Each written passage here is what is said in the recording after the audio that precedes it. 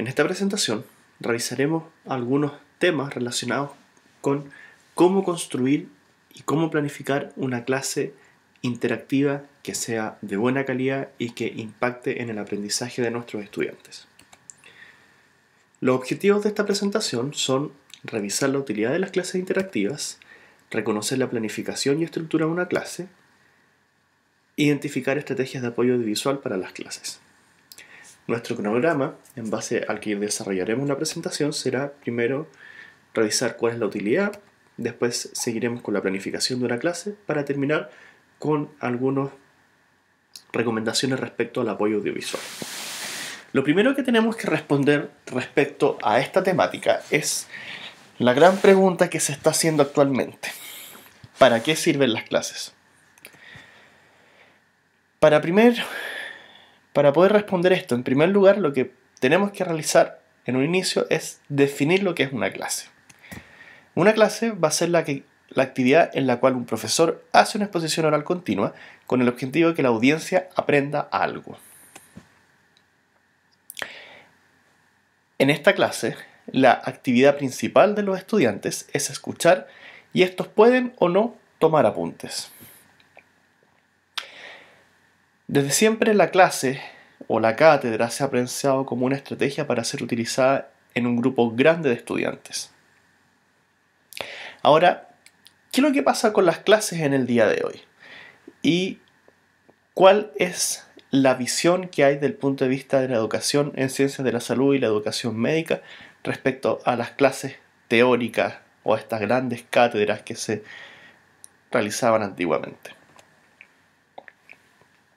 Existe en este momento un importante cuestionamiento al empleo de este tipo de metodología y la recomendación es reemplazarla por métodos docentes en los cuales el papel del alumno sea mucho más activo que lo que están haciendo en este momento a nivel de una clase que va a ser meramente expositiva y en la cual lo único que tienen que hacer ellos es escuchar y tomar apuntes. Hoy en día lo que se recomienda es que los estudiantes asuman una participación y asuman un rol que sea mucho más activo durante la sesión. A pesar de esta crítica de que las clases se están recomendando hoy en día reemplazarlas por métodos docentes que sean mucho más activos, las clases continúan siendo empleadas extensamente porque la principal ventaja que van a tener es que es una metodología que es mucho más eficiente que las otras. ¿A qué me refiero con esto? Es eficiente desde el punto de vista de la utilización del tiempo, pero también es eficiente desde el punto de vista del recurso docente.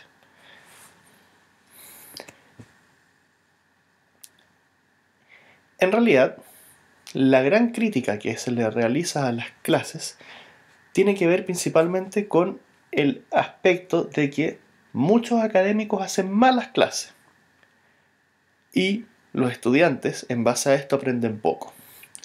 Cuando yo me refiero a que los académicos hacen malas clases, se tiene que interpretar desde el punto de vista de que la forma en la cual estructuran sus clases y la cantidad de contenido que tratan de abarcar no son las mejores. Acá nadie pone en duda cuál es la expertise que va a tener el docente que va a hacer la clase desde el punto de vista de su conocimiento disciplinar, pero sí se pone en duda el cómo realiza esta clase, en cuál va a ser la forma o cuál va a ser la didáctica que va a utilizar para poder llevar a cabo la sesión. Una de las cosas que también tenemos que tener claro y que hay que definir es ¿para qué sirven las clases? Muchas veces pasa de que hay docentes que piensan que las clases van a ayudar a poder conseguir un aprendizaje en distintos tipos de objetivos, ya sean cognitivos, ya sean actitudinales o ya sean procedimentales. Ahora lo que se ha visto desde el punto de vista de la evidencia es que si lo que se desea transmitir es transmitir información, las clases van a ser tan buenas como varios otros métodos, como por ejemplo el aprendizaje basado en problema, como por ejemplo el aprendizaje basado en equipos, o como la lectura independiente, o como el autoestudio, o como hoy en día las estrategias de educación a distancia. Sin embargo, nuevamente, la gran ventaja que va a tener la clase es que va a ser eficiente. Y esta va a ser, como les mencionaba, tan efectiva como los otros métodos para poder transmitir información. Además, la clase va a ser especialmente útil si la información que se quiere transmitir está dispersa o es mucha, ya que desde este punto de vista el docente va a ser capaz de poder realizar una síntesis adecuada de los elementos que tienen que ser cubiertos en la clase. Sí se ha visto que las clases expositivas son poco eficientes para aprender a resolver problemas, para poder manejar objetivos afectivos y para poder desarrollar destreza. Si bien esto les puede sonar bastante lógico, hay y todavía existe un sinnúmero de docentes que plantean de que un estudiante puede aprender a realizar un procedimiento tan solo con asistir a una clase teórica sobre este procedimiento. Y hoy en día lo que se sabe es que eso no es así, ¿ya? Y siempre la clase va a estar inserta en un curso o en una asignatura, la cual, de acuerdo a los objetivos que tenga planteada la asignatura, va a determinar que la clase va a ser utilizada en conjunto con algunas otras metodologías para poder lograr el desarrollo de estos objetivos. Entonces, desde esa perspectiva, por ejemplo, si nosotros queremos trabajar objetivos cognitivos, lejos la clase va a ser una de las metodologías que va a ser más recomendadas para esto. No así para lo que tiene que ver con resolución de problemas, tampoco para el trabajo de los objetivos afectivos o actitudinales y tampoco lo que tiene que ver con desarrollo de habilidades, ¿ya? Para estos otros objetivos hay otras metodologías que son las que ustedes ven en la columna de la extrema izquierda de la pantalla que pueden ayudar de mejor manera al desarrollo de estos otros objetivos. Ahora, una de las cosas que siempre se comete el error cuando se realiza una clase es en la planificación y la estructura de una clase.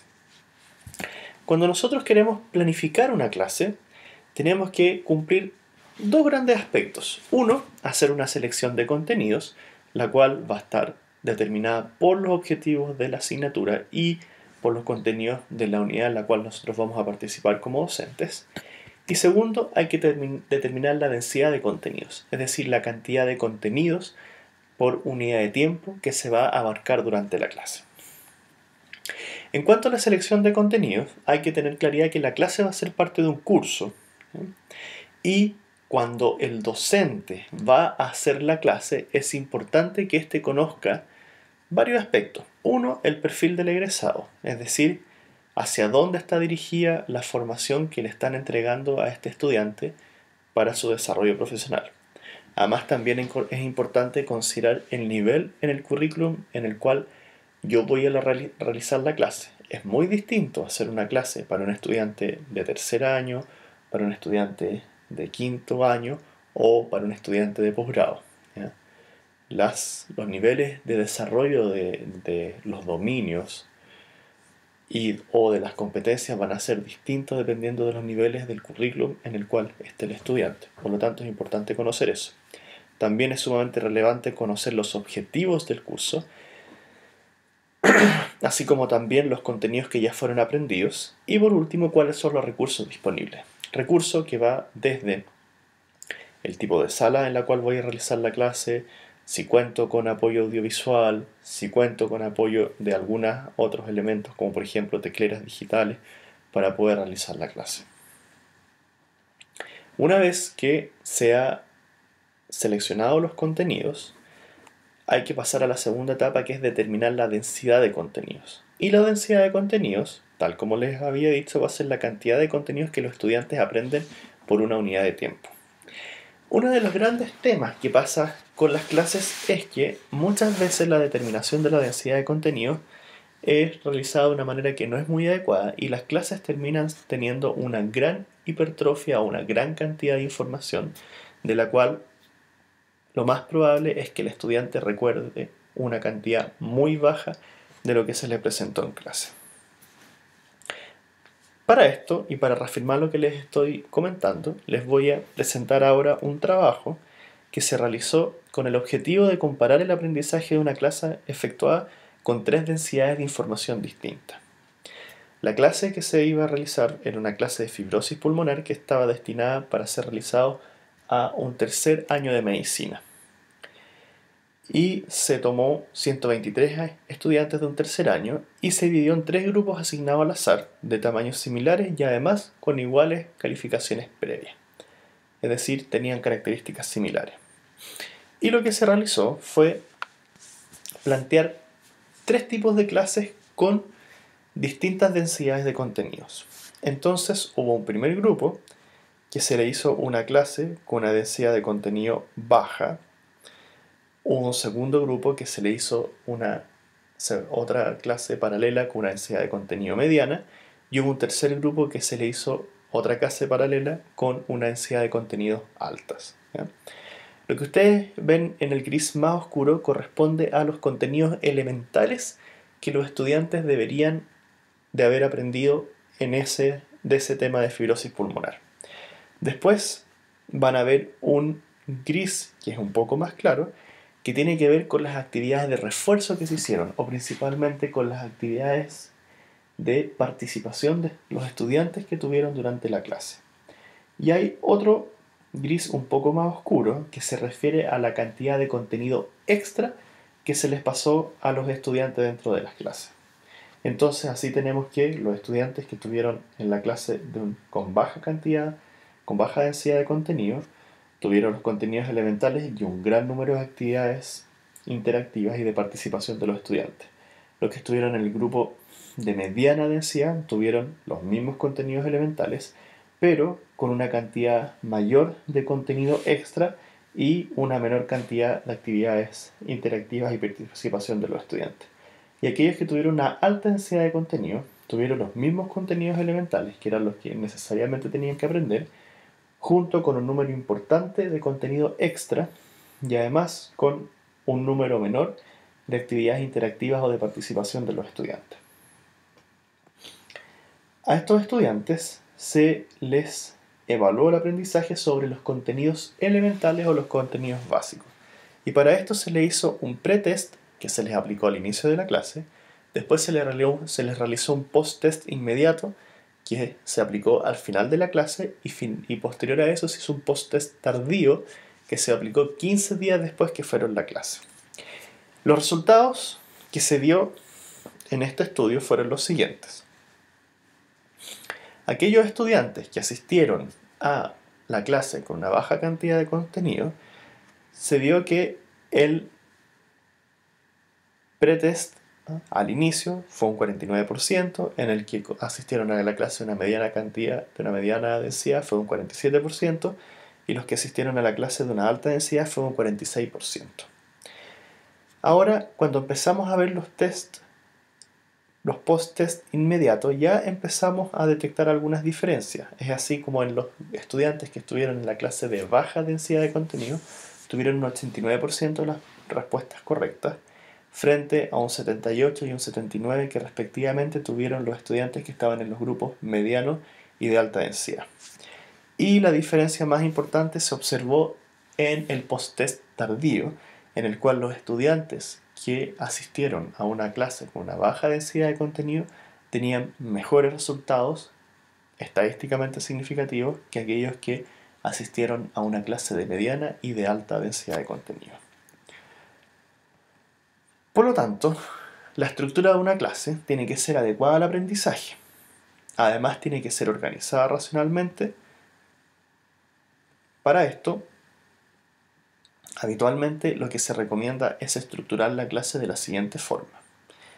Primero, partir con una introducción, la cual tiene por fin generar un input o generar una motivación en la audiencia que está escuchando la clase. Después, seguir con un resumen de contenidos, es decir, la presentación de objetivos junto con un cronograma de qué es lo que se va a abordar durante la clase. Después viene el cuerpo de contenido, que tiene que ver ya con toda la entrada de información, para terminar con el cierre, que habitualmente en el cierre se puede utilizar una estrategia de mostrar conclusiones o se puede utilizar una estrategia de mostrar los objetivos planteados en un inicio y retroalimentarse con la audiencia para ver si esos objetivos fueron cumplidos. Entonces, como les mencionaba, la introducción va a tener por fin el motivar, el resumen de contenidos va a ayudar para ordenar, el cuerpo de contenidos ya tiene lo más fundamental, que es el enseñar, y el cierre tiene que ver con poder recapitular. Si nosotros lo llevamos, por ejemplo, a la estructura con la cual está planteada esta presentación, vamos a ver que la introducción va a ser las portadas y los objetivos, el resumen de contenido se va a referir al cronograma, el cuerpo de contenido se va a referir a la información nueva y el cierre se va a referir a las conclusiones. Ahora, una cosa fundamental respecto a las clases es que estas tienen que ser interactivas. Y estas tienen que ser interactivas básicamente porque está demostrado que el tiempo de atención que tiene una persona promedio en una clase es aproximadamente de 20 minutos, tras lo cual la curva de concentración empieza a bajar considerablemente. Entonces, como ustedes pueden ver en este gráfico, nosotros tenemos acá en rojo una línea que se refiere a una clase en el cual no se produce ningún tipo de interacción y ningún tipo de actividad por parte de los estudiantes. Vemos que al inicio de la clase, habitualmente el porcentaje de concentración que fue evidenciado a través de la capacidad que tenían los estudiantes de poder recordar los contenidos de la clase, se veía de que en la línea roja en un inicio era alto, pero a medida de que iba pasando el tiempo, el nivel de concentración y por ende el nivel o la capacidad de poder recordar los contenidos iba disminuyendo. Es por esto que habitualmente lo que se recomienda es que esta etapa, que corresponde a donde el estudiante está con mayor cantidad de concentración, va a durar aproximadamente 20 minutos, tras lo cual lo que se recomienda es hacer una actividad con los estudiantes, porque esto, al realizar esta actividad, va a ayudar a que los estudiantes vuelvan a concentrarse y a la vez va a hacer que finalmente el nivel de atención que tengan se mantenga en un rango más bien adecuado y los estudiantes sean capaces de poder recordar después algunos contenidos que se abordaron durante la clase. Ahora, ¿a qué se refiere con que la clase sea interactiva? Una de las estrategias que se puede utilizar habitualmente es la pregunta a los estudiantes. Las preguntas a los estudiantes cuando se realizan ojalá sean preguntas del tipo abierta, es decir, preguntas que generen debate, que generen conversación y además que sean generativas. Otra de las estrategias que se puede ocupar es lo que en inglés se denomina como el brainstorming o lo que se traduce al español como lluvia de ideas. Es decir, plantear una pregunta al grupo y que el grupo vaya generando las ideas o vaya contestando de tal forma de que nosotros después podamos recoger las ideas principales que se generen de esas respuestas y podamos ir construyendo el concepto que queramos seguir trabajando durante la clase. Es sumamente importante que para que una clase sea participativa y sea interactiva tiene que haber un clima de aprendizaje adecuado. Y el principal factor que va a impactar en el clima de aprendizaje es el respeto. El respeto tanto del docente hacia los estudiantes, así como de los estudiantes hacia el docente. Recordar que nosotros tenemos que la audiencia que habitualmente vamos a tener al frente van a ser estudiantes, ¿ya? Y son estudiantes de que a lo mejor va a ser la primera vez que se están enfrentando a la temática que nosotros vamos a estar abordando. Y en ese sentido, el ambiente, además de ser un ambiente de respeto, tiene que ser un ambiente que no sea amenazante para el estudiante. Por ende, todo lo que tiene que ver con descalificaciones, con emisión de juicio o con algún otro tipo de actitud que pueda generar una incomodidad a los estudiantes, ojalá lo evitemos. Porque si no, la verdad es que la clase no va a tener absolutamente ningún grado de interacción. Y es importante entonces tomar en consideración estas recomendaciones para poder facilitar la generación de preguntas, ¿ya? Y otra de las estrategias que también se pueden utilizar en este sentido para poder generar de que haya preguntas durante la clase es que en la primera diapositiva se ponga esa frase que aparece ahí.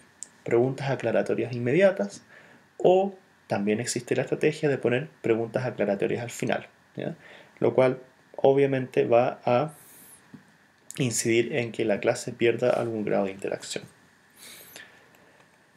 Otra de las actividades interactivas que se pueden realizar es todo lo que tiene que ver con las demostraciones. Y ahí, por ejemplo, se puede utilizar el roleplay, que ustedes lo vieron en la sesión de feedback, o también la utilización de videos, que también los ocupamos cuando trabajamos el día sábado pasado en la clase de feedback. Además, otra de las cosas importantes es dar ejemplos y personalizar. Y en ese sentido, uno tiene que trabajar o tratar de trabajar bastante con las visualizaciones respecto a la temática que se está abordando en base a experiencias que pueden haber tenido los estudiantes respecto a lo que se está conversando. Otra de las cosas que también sirve y que va a depender de cada uno es la entrega de material escrito previo. En muchas partes suele hacerse que se entrega la presentación impresa de tal manera que los estudiantes vayan anotando al lado a medida de que el docente vaya hablando. Tenemos que recordar una cosa fundamental, que la clase va a ser un apoyo para la transmisión de información que estoy entregando, pero tenemos que asegurarnos y tenemos que cerciorarnos de que cuando construyamos la clase, esta efectivamente esté estructurada de esa forma, como un recordatorio para nosotros respecto a la información que tenemos que transmitir, y no como una guía de estudio o como un material de estudio que se les va a entregar a los estudiantes. La práctica de entregar las clases a los estudiantes es una práctica que está bastante difundida, pero que lamentablemente ha tenido el impacto en nuestro alumnado de que ellos tomen el material de referencia y material de estudio únicamente basado en las clases que se les pasan y dejan de lado la revisión de la bibliografía complementaria o de algún otro material que le podamos recomendar. Por lo tanto, para poder evitar eso, la recomendación es que las clases estén estructuradas de manera de que sean clases que ayuden más bien a recordar y que sean más bien diagramas que, por ejemplo, poner una cantidad de texto excesiva en la diapositiva. Otra de la actividad interactiva que se puede realizar es el tema del trabajo en grupo, ¿ya? Es decir, que se junten en grupo y se les dé una tarea determinada, que la discutan entre ellos y después el profesor recoge las conclusiones de ese trabajo. Y ese tipo de metodología se conoce como bus group en inglés, que tiene que ver básicamente a que la persona que lo ideó hizo la similitud de que cuando se ponía a trabajar a la gente y empezaba a ver la conversación o empezaba a ver el murmullo, en algún momento esto se escuchaba como un zumbido de abejas. Entonces, ¿cierto? Mencionamos lo relacionado con la estructura general de la clase, desde la introducción hasta el cierre, y otra de las cosas que tenemos que también abordar ya es la estructura del cuerpo de contenido, y específicamente cómo ir incluyendo las interacciones. Entonces, por ejemplo, pónganse ustedes que tienen una clase que dure 60 minutos, que dure una hora, ¿ya? La idea es que ojalá vayan desarrollando los temas en un lapsus de 20 minutos y que al cabo de 20 minutos tengan alguna actividad interactiva o de interacción con los estudiantes. De esta manera se van a asegurar que los niveles de atención se vayan manteniendo de manera adecuada durante el desarrollo de la clase. Bien, entonces vimos cómo se planifica y estructura una clase, ¿cierto? Y determinamos que la planificación de una clase se debe realizar considerando la selección y la densidad de los contenidos. Además, la selección de los contenidos debe ser contextualizada a la asignatura y a los estudiantes. Y en cuanto a la cantidad de densidad, la cantidad de contenido debe ser apropiada al tiempo. Y de acuerdo a lo que vimos en el estudio que les presenté, la conclusión de ese estudio es que mientras menos contenido tenga la clase y el contenido sea lo esencial y lo necesario que tenga que saber el estudiante, el impacto en el aprendizaje va a ser mayor. Por lo tanto, menos va a ser más.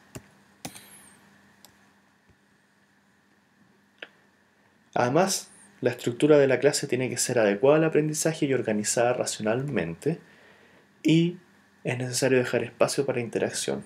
Y hay que recordar que la clase debe complementarse con un estudio personal, por lo tanto, si nosotros estamos abordando alguna temática en particular, no es necesario que ésta se desarrolle de manera completa durante la clase.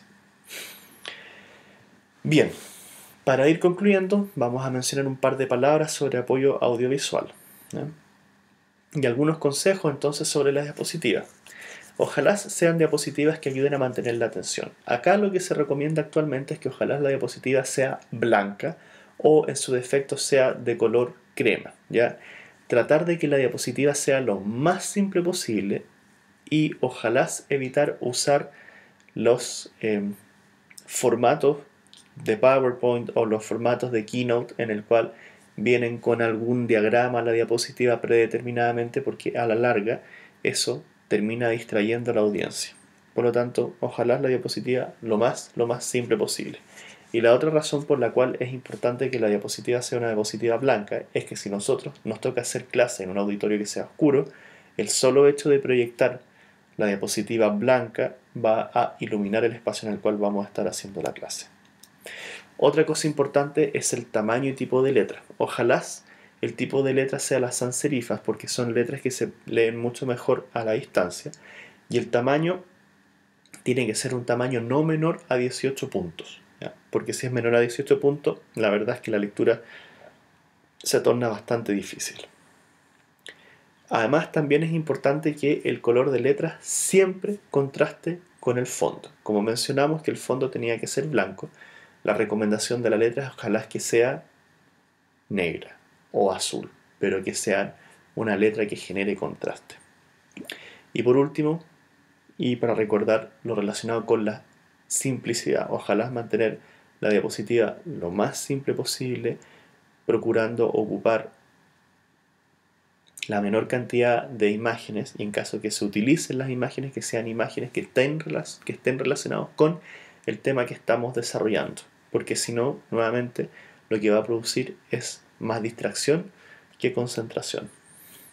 Por ejemplo, esto es un recurso que se ocupa habitualmente, el mostrar una fotografía. Cuando nosotros mostramos esta fotografía, ya sea para hacer un cambio de tema, o la utilizamos como fondo, o la utilizamos en el fondo para hacer alguna actividad de interacción, lo más probable es que al mostrar este tipo de diapositivas, el estudiante se distraiga, ¿ya? Se va a ir totalmente del carril de lo que se está viendo en la clase y probablemente al mostrar esta foto lo que él va a tratar de dilucidar es dónde se sacó esta foto, ¿ya? Lo otro, el tema del tamaño y el tipo de letra, ¿ya? Este tipo de letra y este tamaño es una letra que vista de lejos es muy difícil leer, lo mismo que el tipo de contrastes que se generan. Cuando nosotros tenemos este tipo de cosas, probablemente en el computador se ve y se ve bastante bien, pero al proyectar no se va a ver demasiado claro. Y además que tenemos que tener en consideración muchas veces que los proyectores que se ocupan son proyectores que ya tienen una cierta cantidad de uso y por ende la calidad de la imagen que genera no va a ser la mejor. Por lo tanto, nuevamente, fondo claro, letra oscura. El tema de mantener simple. Esto es algo que hoy en día es bastante frecuente de ver. Mostrar este tipo de gráficos con un sinnúmero de datos, con una cantidad importante de información, y cometemos el error de mostrar este tipo de imágenes, pero resulta que finalmente lo que nosotros queremos que quede claro y en el cual se centra nuestro mensaje, lo más probable es que va a ser solamente una pequeña porción de ese gráfico o incluso va a ser solamente un número. Cuando ustedes quieran mostrar esa cosa, la recomendación es no mostrar este tipo de imágenes y simplemente mostrar el resultado, de manera de que las personas puedan concentrarse en lo que se está mostrando. Bien, entonces, nuevamente, recordar que las diapositivas son una ayuda para la entrega de la información que está dando el docente y además es importante de que ayudan a mantener la atención. Después, importante considerar el tamaño y tipo de letra, así como también el color de la letra y el fondo. Y por último, que la diapositiva ojalá sea lo más simple posible. Bien, entonces hemos terminado esta presentación y los objetivos que estaban planteados eran revisar la evidencia respecto a la utilidad de las clases, reconocer la planificación y estructura de una clase e identificar estrategias de apoyo audiovisual para las clases. Cualquier duda o comentario, por favor escríbame.